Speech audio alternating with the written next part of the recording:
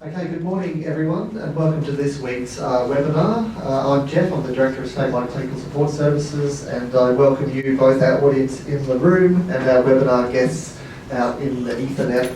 Thank you for joining us today. We have a man who needs no introduction in Queensland, Mr. Cameron Francis, talking about a very interesting topic, the effectiveness of mass media campaigns for preventing illicit drug use.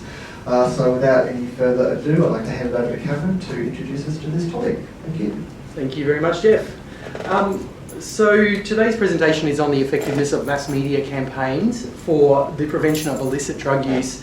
We're going to try something technically a bit tricky today, which is using a number of embedded videos. So for our friends in webinar land, fingers crossed it all works, but if not, we will be filming today's presentation and it will be available afterwards if something goes a bit astray. So before we kick off, I want to acknowledge traditional owners of the land that we're meeting on today and pay my respects to the elders past and present. Before I kick off, I've got to give you the Dovetail steak knife special.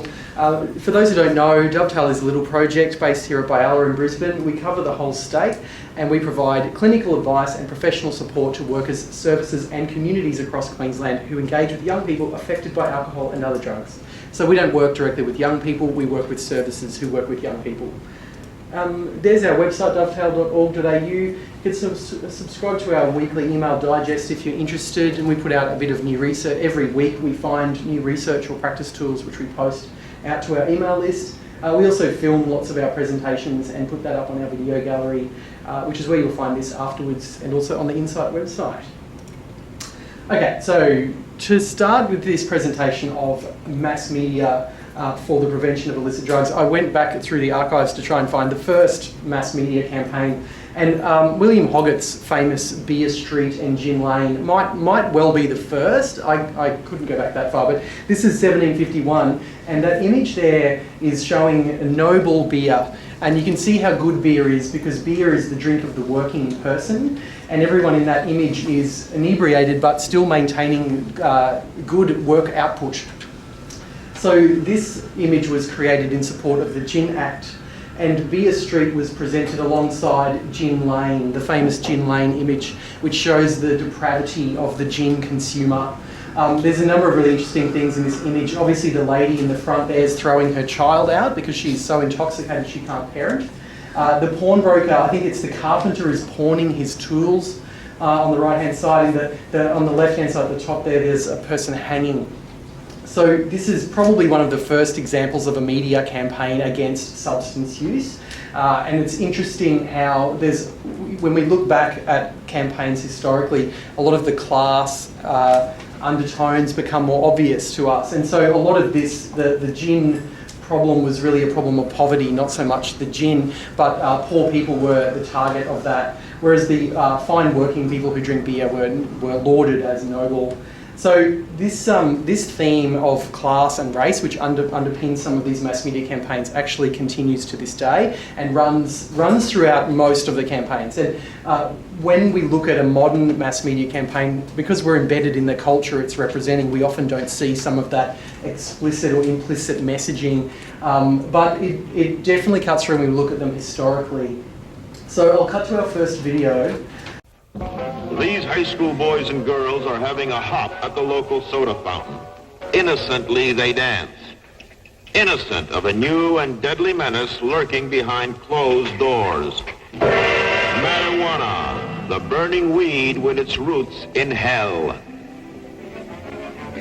In this film, you will see the ease with which this vicious plant can be grown in your neighbor's yard, rolled into harmless-looking cigarettes, hidden in an innocent shoe or watch case. If you want a good smoke, try one of these.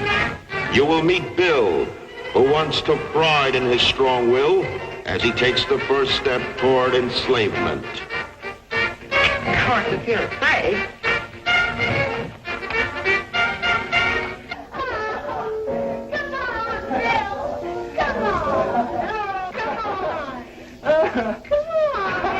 Smoking the soul-destroying reefer, they find a moment's pleasure, but at a terrible price.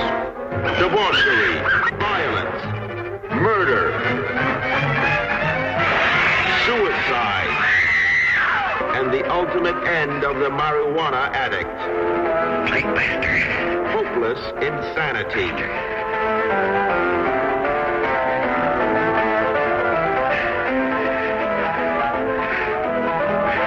See this important bill now, before it is too late.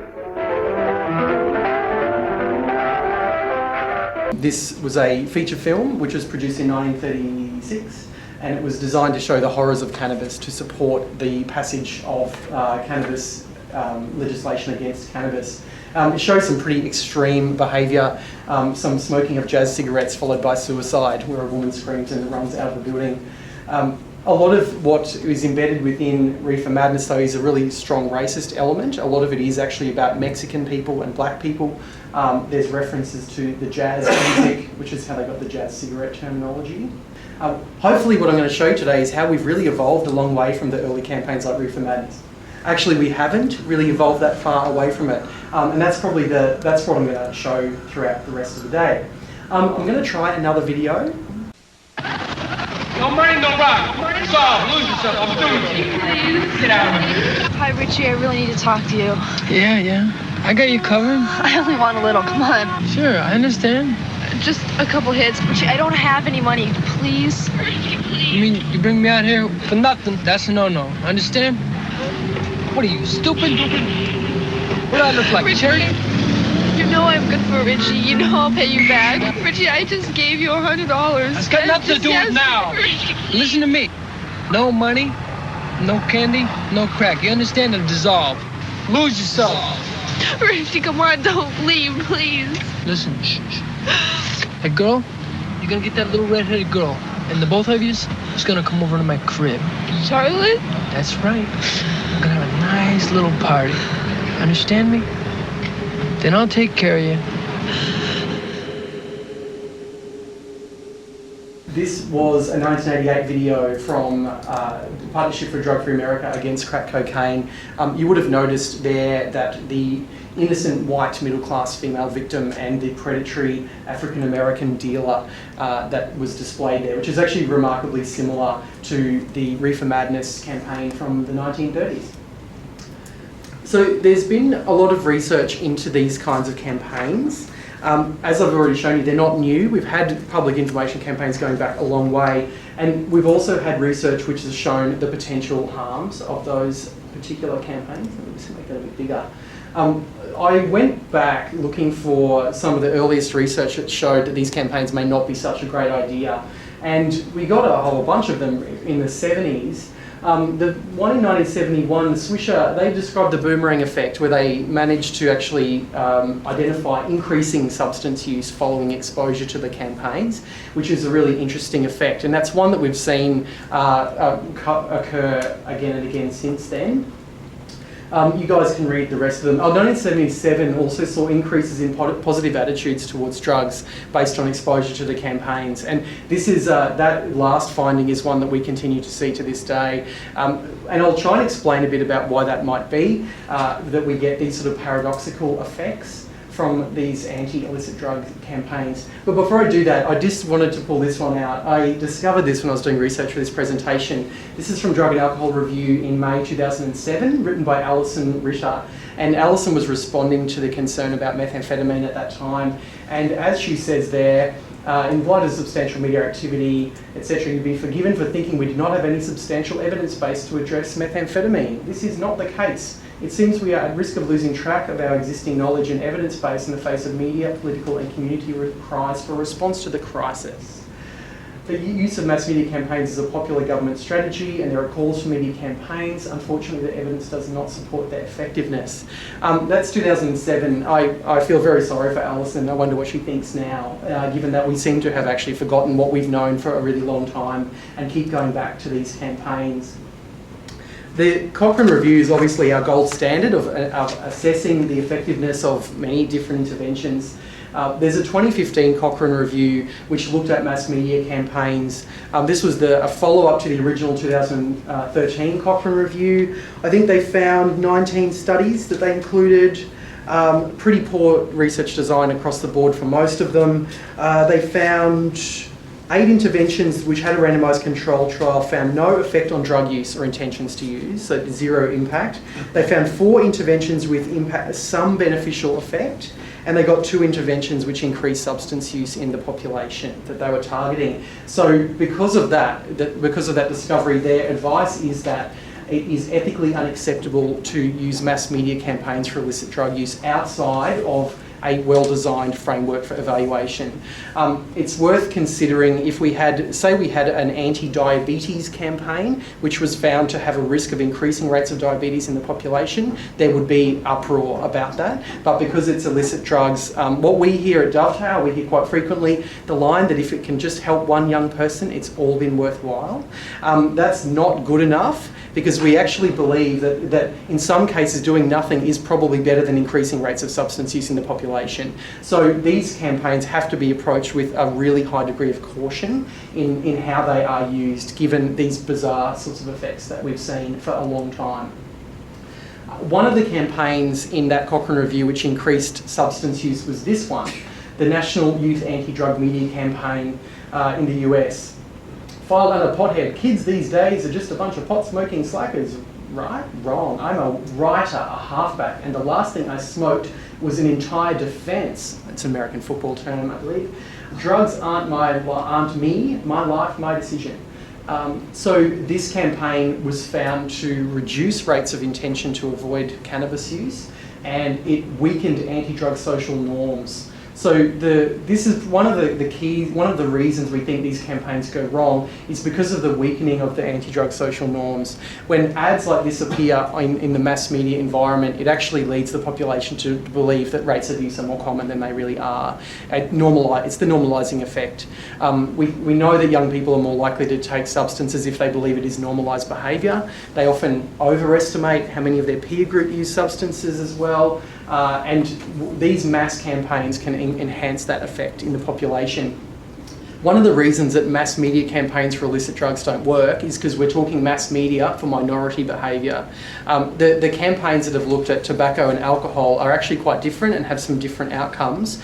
Partly because those are mass behaviours which can be targeted by mass media, but also because with something like tobacco and alcohol, we have many other levers to pull on at the same time. So it's not just the scary tobacco ad on TV. It's combined with taxation, it's combined with no smoking within 5 metres of a doorway, it's combined with a whole range of different things. With illicit drugs, because they are illicit, we have no other levers to pull on, and so instead we use a very blunt instrument, which is these sort of mass style campaigns.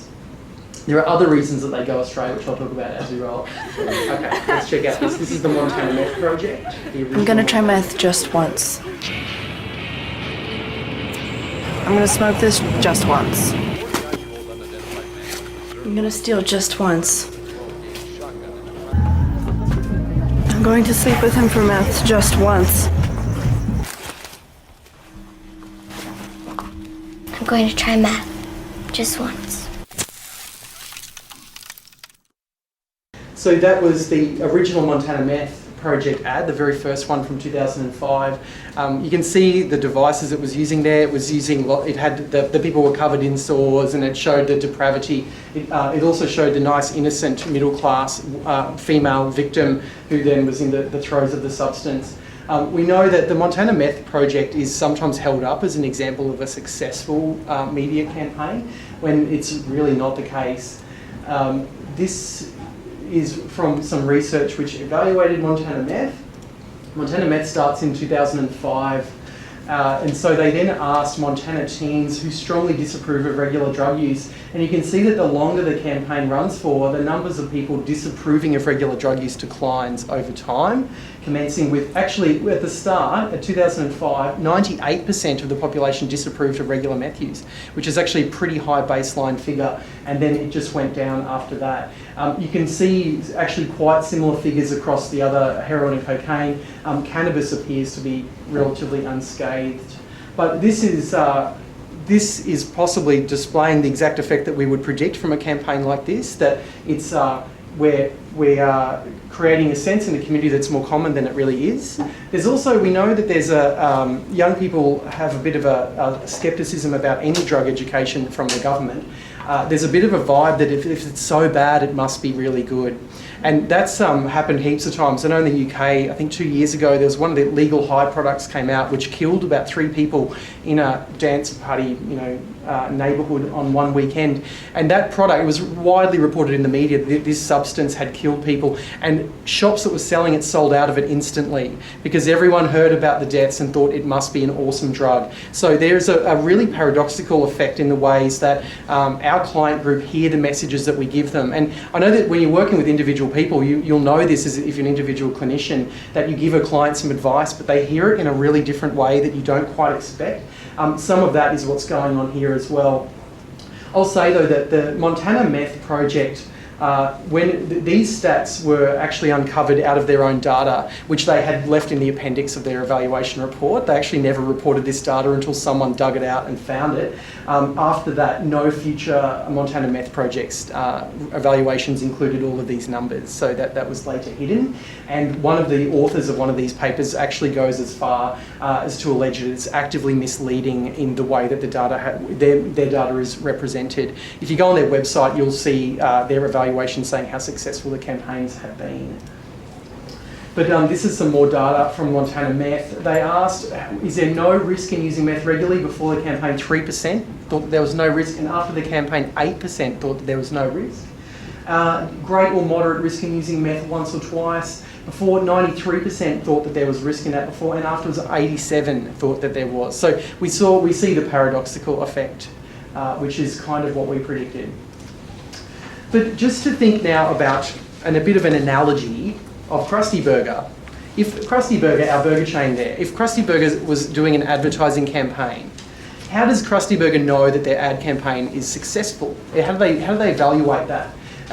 One of the ways that they might do it, and this is how we do it with our drug campaigns, is you might get a focus test, a group of people who are at risk of buying burgers, and you would ask them, have you seen our ad? Are you more likely to buy a burger now that you've seen the ad, yes or no?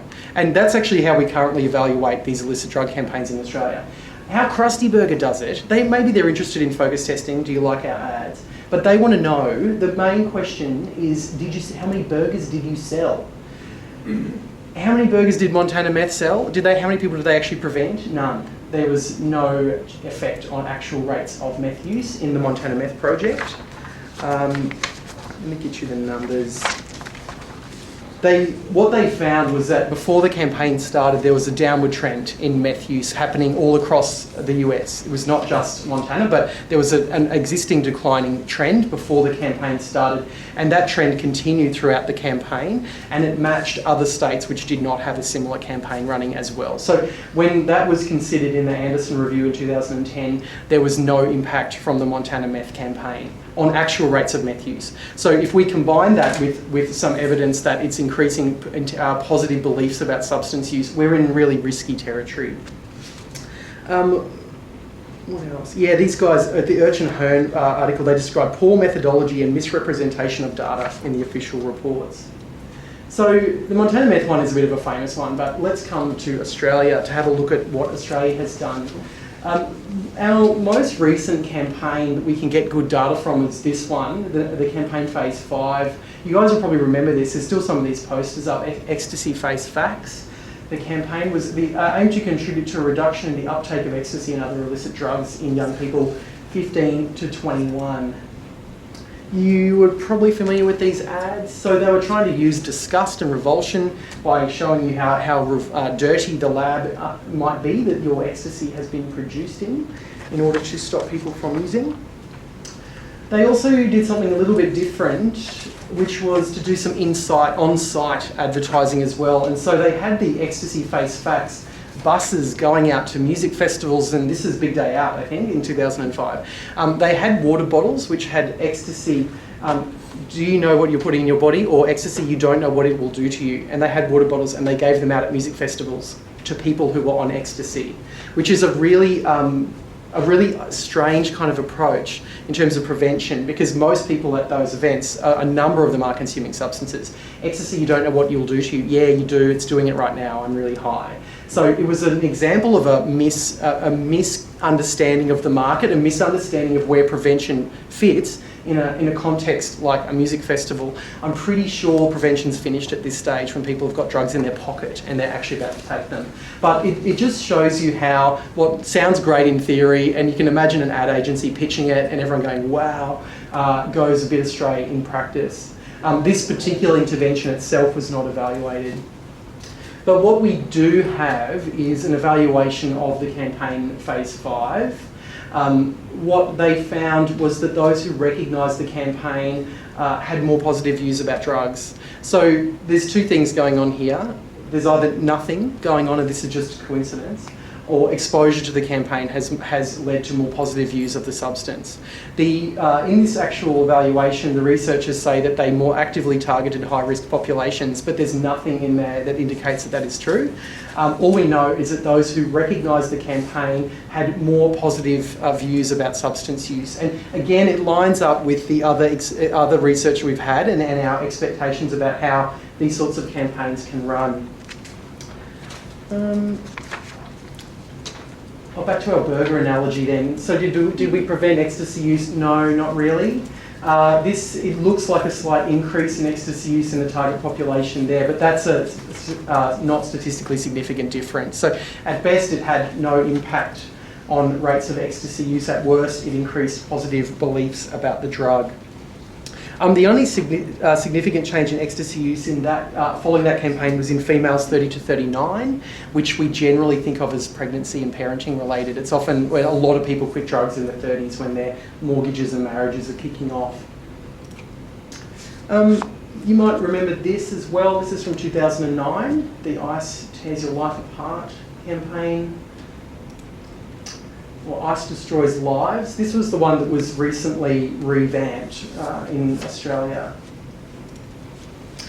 You might remember this guy. This is from Nambour Hospital.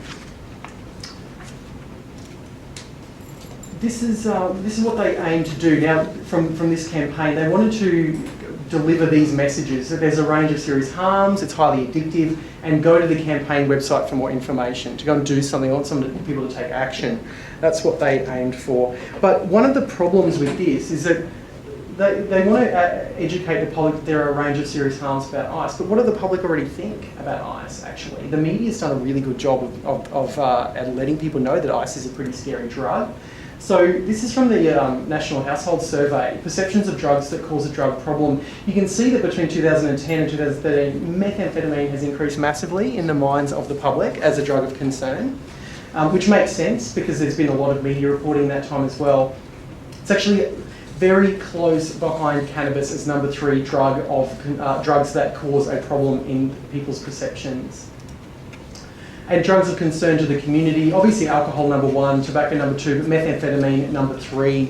So we have a very high level rate of populations that is concerned about meth use already. So what is a mass media campaign going to achieve if our baseline is already so high?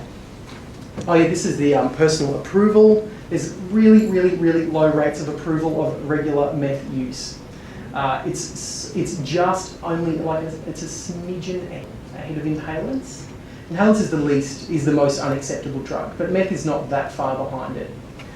You can see the dark orange is recent user, but in the total population, meth and inhalants and heroin are almost hard to split. So the public do not approve of regular meth use already. So again, why are we using a mass media campaign to reinforce a view that seems to already be in place? We know that meth use has, well, according to Household Survey, declined from about 1998. In 2013, we had about 7% of the population over 14 had used meth in their lifetime, 2.1% in the last 12 months. So again, a mass media campaign for very minority behaviour, that's a problem, that's a real issue. So the last campaign, you'll recognise this guy from the last campaign. The last campaign was really a rehash of the previous campaign. what they did is, we have got an evaluation of it. What they did to evaluate it was an internet-based survey of young people and their parents, and they recruited them from an online market research panel. And I was like, what's a market research panel? I had to go Googling that. That's if you can register to be on one, and market research companies ring you up and ask you to be in a focus group for new washing powder or something. So if you register yourself, and that's how the participants in the evaluation were recruited. Now, I don't really know whether that's exactly representative of the population of people who use methamphetamine in Australia, people who are on these market research panels. But they got the young people, they got 14 to 17-year-olds who were the children of parents who are on a market research panel. All up, they got 2,100 or so young people, 1,600 parents. They described the sample as representative in terms of gender, age, metro, regional, indigenous status, but nothing about socioeconomic status at all, or education levels, which is obviously something we would be very interested in, because we know that the major predictor of problematic substance use is the social determinants of health, yet that's sort of left out of this sample, and so we can't exactly tell who are these people, but I can guess that they may not be our client group. So this is a bit of a tricky graph. It's really, really hard to interpret some of this. What I've got there for you though is I've got phase 4 and phase 5 in the purpley colour, and then the orangey mustard colour is the most recent campaign from last year. They're really hard to compare because the most recent sample went up to the age of 25, whereas the previous one had only evaluated up to age 21. But you can tell by this mustard line here, this is a comparative sample on previous campaigns, and there was no baseline in this sample before the campaign started, because we have had campaigns running consistently, but what we've had is, it looks like, increases in positive views about drugs, and the most striking would be this very consistent pattern of increasing positive perceptions about ice use across the life of those campaigns, which is a real concern. It's sometimes one of the adverse effects you often see in particularly school-based programs is you'll do an anti-cannabis program in a school and they reduce pot use and increase alcohol consumption and alcohol harm. So sometimes the paradoxical effect isn't the target drug, it's another drug. But here, ice was the one, and speed as well, was the one that seemed to be picking up the positive effects. The positive perceptions, again, we have an increase in positive perceptions of ice across the campaign period. From 2010, 3% thought it was a fun drug, up to 9% in 2015. Although again, in these numbers, I could not strip out the 21 to 25-year-olds. That was only aggregated. So that some of that will be that effect. But I think that we could probably guess there's a trend upwards, which is what the trend that we would expect based on the other research. Ice is a good drug to share with friends, also detected an increase as well. But what else? So the campaign found that high levels of believability, about 90-something% of the research panel participants said that the campaign appeared believable. I don't know on what grounds they can declare this, that whoever these people are. They found it very believable but not relevant, which is really interesting. It's about that other person over there, nothing to do with me. And again, you know, from early like Reefer Madness campaigns, it's kind of what it does. It sort of creates this projection of the other, of the poor, the person of a different racial background, whatever it is. So believable but irrelevant to me. The more at risk a group was thought to be, the less believable. They found 94% took action on the campaign. I was like, wow, that's amazing. It's really hard to make anyone take action on anything in this modern world. 94% took action. What was the action? And then I had to dig into it. The action, 56% said that the action was that it reinforced what I already knew, which I'm pretty sure that's not an action. 12% said that they looked for more information, and most of that was a click, and that's probably because they were watching an ad online and have clicked through. So really not much action out of that campaign either.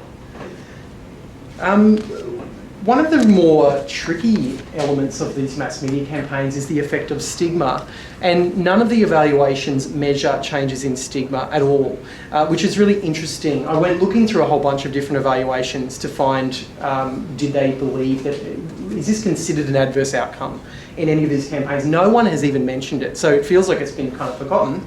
It's probably harder to measure than just a straight up, have you seen this ad before, which is how lots of the campaigns are advertised. But I think it's pretty safe to say that a lot of these campaigns are actually using stigma as the driver in order to drive behaviour change. And I think this is not the most disturbing one I found. Before meth I had a best friend, now I have a junkie billboard. Now, we know, we've got good research that stigma reduces treatment outcomes in people, and we know the impacts of stigma on people who use substances, like especially working in alcohol and drug, we see it firsthand. So, can mass media campaigns stigmatise people who use drugs? Before meth I had a daughter, now I have a prostitute? For reals? I actually had to Google this one and Google things like hoax and Photoshop, thinking this is not real, this is real. That was removed following complaints from members of the public, but that was a billboard in the US. The problem of stigma is, I think, probably the biggest problem in these mass media campaigns is that they are using stigma in order to create aversions to substance use. But we know that that has massive negative outcomes for our client group. So what does work? Well, it's not sexy, unfortunately. It's the good old-fashioned social determinants of health. And that means working at multiple levels, from the individual to the social level and the whole of community level. This is not an easily packaged up intervention that you can just drop on someone really quickly. It's also a bit hard to explain. It's also a bit hard to, because it cuts across so many different domains, it can be difficult to roll out and it can be difficult to measure specific impacts. But we know from the research that this is how prevention works when we do it correctly. And we have to look at individual social and the broader socio-economic and cultural factors at play. We still go back to this. We get the phone call at least once a week from people looking for, frequently we get calls looking for a scary video to show young people in a classroom to scare them off taking drugs. And we keep going back to this document. It's from 2004. It's still the best document that exists in terms of the way it explains those social determinants, and it actually gives concrete examples of how we might put that into practice at the individual level and at the broader social level. So we still find ourselves, I email this out at least once a week to people to say have a read. It's generally pretty unsatisfying for people though, because we know that lots of communities are really desperate to do something. That's why we get the line about if it just helps one young person, it's all been worthwhile, is that it is coming from a good place, that people are really desperate to do something. It just happens that what they're doing is not really great. Explaining that you need to work across multiple levels is also really difficult as well. It's been difficult in Queensland given we don't have a workforce that's really funded to do that anymore. We don't have the sort of big prevention workforce which used to cover off on some of that community level work. So that's made life much more difficult. But I encourage you to go back and have a look at prevention of substance use, risk and harm in Australia, because it's still the Bible all these years later. And I'm basically finished. I've gone under time. I skipped a video in the end there. There is a massive range of references. I'm really happy to email them out to people. I believe a copy of the presentation is available on the webinar already. But I know when I've done this presentation before, a lot of people come up to me and say, I really need those references because our marketing and comms people really want to do Montana Meth Project. Can you help me explain to them why that's not a great idea? And I'm really happy to help with those kinds of conversations. Because we do have a massive array of research in this area. We're not stumbling around the dark. I think we do have a bit of a bridge to cross in terms of our marketing and comms colleagues. There is a bit of a view in marketing that preventing drug use is just like selling washing powder. We just need the right jingle or the right ad or the catchy social media something, and if only we get that recipe right, then we will fix this problem. But I think marketing companies are just, that's their job, is to take money off people, and they're really good at doing that. So I think we do have to do better as health people to communicate with people like marketing, advertising people about why this might not be such a great idea. And that's all we've got time for. Do we have any questions? And we do have one question already in the webinar participants. Sandy wants to know if you know how much money is spent on some of these media campaigns? Can you recall? Yeah, there are different figures put around in media releases on them. I'm not 100% sure on those figures though. I believe that one of the figures around the ICE campaign was $10 or $11 million from memory. 11 million for the last TV campaign, Yeah. which was an identical remake of the 2007 Yeah. ICE campaign. Some of the figures are tricky though, because that you might find that could be delivered over a number of years in different tranches. So they often do just a small component, then build later on. So I know that especially alcohol and drug people get really upset when we hear those figures, and we've got big waiting lists and everything. It's when we apply cost benefit analysis to these things, I think that's when it really comes unstuck, because that can't be demonstrated that we're getting bang for our buck in it. And I think if we compare it to other health problems like diabetes and consider a diabetes prevention measure which resulted in a risk of an increase in diabetes in the population, that's not going to fly. Repeat the question. Yeah, so the question was, where do these campaigns originate? Are they public health campaigns, or are they from like governments, you mean, or from others? From government departments, or are they primarily initiated by politicians? Yeah, are they initiated by politicians or government departments? Good question. We know, so Montana Meth was actually implemented by a single fellow who decided to start doing it and then set up a charity out of it, which is now, I believe, one of the third biggest sources of philanthropic funding in the US. So that a cynic might say that that's a business and that's generated out of a business concern, and it's been really effective. In Australia, it depends. I think like a national drug strategy has had media component built into the broader strategy, and I think that in some ways is planned out more so in the longer term. Governments are seen to sometimes be reactive, that if there's a community concern about something, then rush out an ad to do something about that. I know when I first did this presentation, I was actually sitting at a table with a lady from the Northern Territory government, and they were considering some kind of campaign at this time. And after I did the presentation, she said to me, "Cameron, what do we do now? You've just told us that everything we were planning is stupid. So what are we going to do? We have to do something." And she was, you know, she's a bureaucrat, not a politician, but she said that there is a lot of concern in the community, and as a government, we feel like we need to allay the concern in the community. So I said to her that maybe you should think about doing something like treatment works and treatment is available. I said to her, I don't think you need to scare the public about ICE. They're already really scared, and the media, you know, the eyeball eating thing, all that is very scary already. If a campaign just induces fear and then does nothing to resolve the fear, gives you no strategy, then all you're doing is just stirring up trouble. So she actually emailed me just recently to say, "Oh, hi Cameron, have a look at this campaign we came up with, which is called I'm There For You." And it's this amazing campaign with all these health workers saying, "I'm there for you to help you with your ICE problem." And it's really amazing. I was like, wow, I can't believe it. It was actually effective. So it met the political need which they had, which was to demonstrate to the public that we are doing something about this problem. But she didn't have to resort to fear or any of that sort of stuff. Instead, they promoted the treatment services that they have got, which a lot of people didn't know about, or media just heard that there's no treatment available. And that was a really powerful message. There's no treatment, most addictive drug ever. So they just did this whole thing, well, yes, treatment's here it is. And had photos of actual health workers saying, "I'm here to help you," which I thought was pretty impressive. Did it work? Did it work? So interesting, because the intention of that campaign is not to prevent ICE use. The intent of that campaign is to get people into treatment. And so it hasn't been evaluated yet because it only launched about 2 months ago. I think if you Google I'm Here For You, I think it's called, Northern Territory Government, ICE campaign, it's a rare example of an interesting kind of campaign. Cameron, are you aware of any campaigns in remote areas or targeting remote communities? So I think it's very different when we start talking about a community level intervention, because what I've talked about here is mass media, which by its nature is mass to the whole population.